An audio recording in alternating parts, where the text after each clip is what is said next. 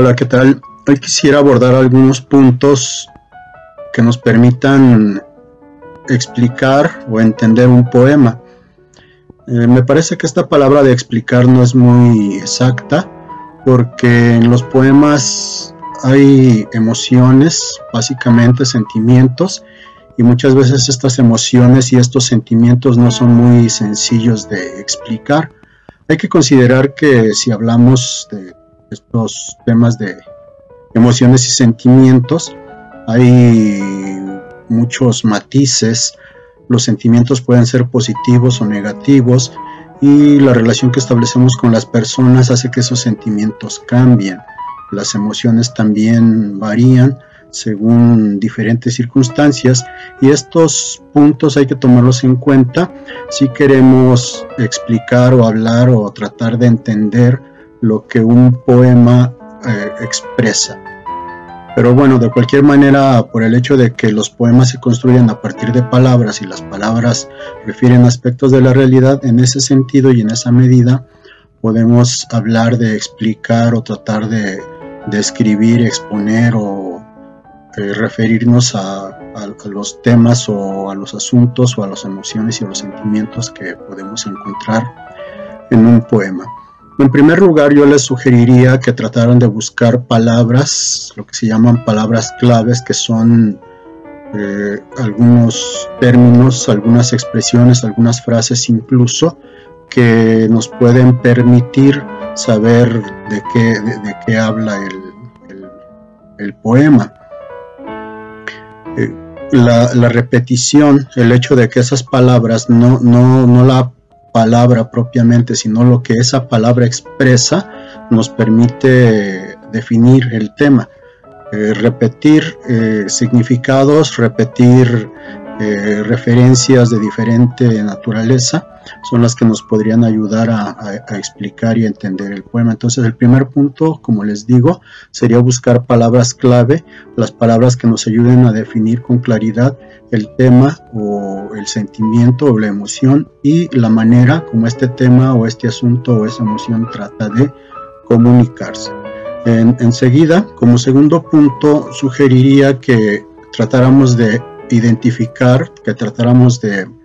reconocer cuáles son esas emociones o esos sentimientos que expresa el autor. Sobre todo, como les decía hace unos momentos, las emociones y los sentimientos tienen muchos matices, tienen muchas variantes, y como les dije, pueden ser positivas o negativas,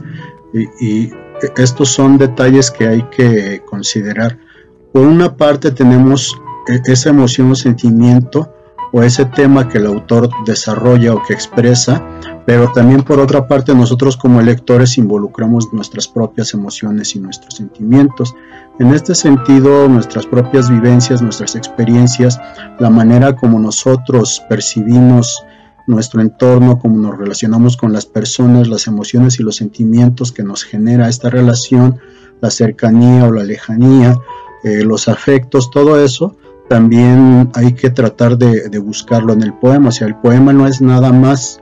el conjunto de palabras que lo integran, sino que esas palabras a nosotros como individuos nos dicen algo. Si el poeta habla, por ejemplo, de una ruptura amorosa, y si nosotros acabamos de pasar por un proceso semejante, es posible que ese poema para nosotros resulte más emotivo, más intenso, y que nos diga o nos sugiera más situaciones o más emociones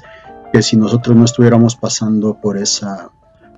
situación. Aunque obviamente no es necesario que nosotros estemos pasando por una situación semejante a la que relata el poeta para poder identificarnos, porque nuestras propias experiencias o nuestra capacidad para proyectarnos, para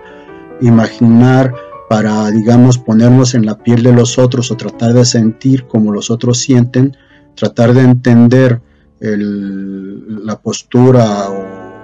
la forma como esa persona reacciona, esa identidad, ese reconocernos, ese reconocer en los otros emociones que nosotros podemos tener, también es un buen punto para tratar de entender o de explicar los poemas. Hay que considerar que el poema se basa en la musicalidad se basa en el ritmo, las palabras que tienen acentos, los sonidos de las vocales, de las consonantes, proyectan ciertas emociones en nosotros. Los ritmos acelerados, ritmos relajados, nos transmiten distintas emociones. Si la palabra es esdrújula, si es grave, si es aguda, y la manera como se combinan estos sonidos también produce ciertas emociones en nuestro estado de ánimo. Igual, utilizar ciertas consonantes, aunque parezca un poco exagerado, pero por ejemplo Edgar Allan Poe en su poema del Cuervo, él explica que él escoge la palabra la O como una vocal abierta y la R como una consonante sonora para que su poema tenga un estribillo más intenso, y todos conocemos este final de cada estrofa del poema del Cuervo, ese famoso nunca más, que bueno, en inglés incluye la O y la R, y entonces esta palabra que utilizó Edgar Allan Poe, el Nevermore, no es gratuita. Entonces incluso estos sonidos hay que tomarlos en cuenta para tratar de identificar de qué manera los acentos, los sonidos específicos de las palabras nos transmiten una emoción. Entonces por eso es importante leer en voz alta, tratar de, digamos, como dejarnos llevar por el flujo del poema. Los versos cortos, los versos largos nos transmiten distintas emociones. Entonces esta lectura en voz alta nos permite como